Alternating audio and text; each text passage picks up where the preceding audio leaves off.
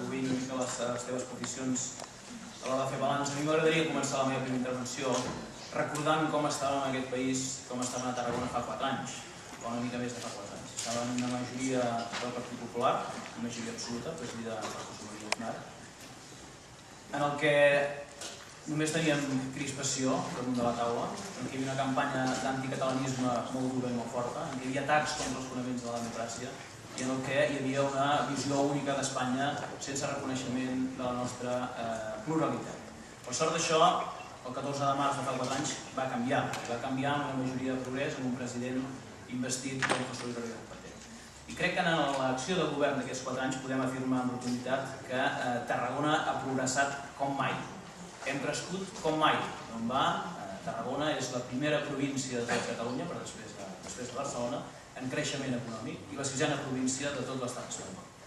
Hem generat més de 45.000 llocs de treball, hem invertit com mai en infraestructures, en investigació, en recerca, en desenvolupament i hem tirat endavant un país que havia estat, i un territori que havia estat oblidat pels 8 anys de govern del Partit Popular, recolzats sistemàticament per Convergència i Unió.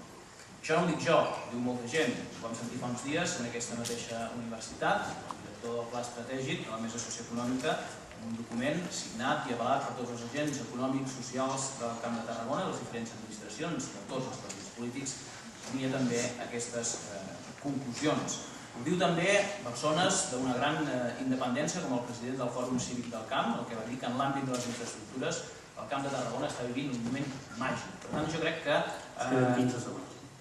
que la situació és encertada. Però és que, a més, tota aquesta riquesa que hem generat en aquests anys l'hem sabut revertir en millores socials, en millores i en mesures per tal de millorar el dia a dia de la gent, per tal que puguem incidir en millorar la igualtat d'oportunitats de tots i cadascun dels nostres ciutadans. Moltes gràcies, senyor Llest. Té la paraula el Jordi Sunyer.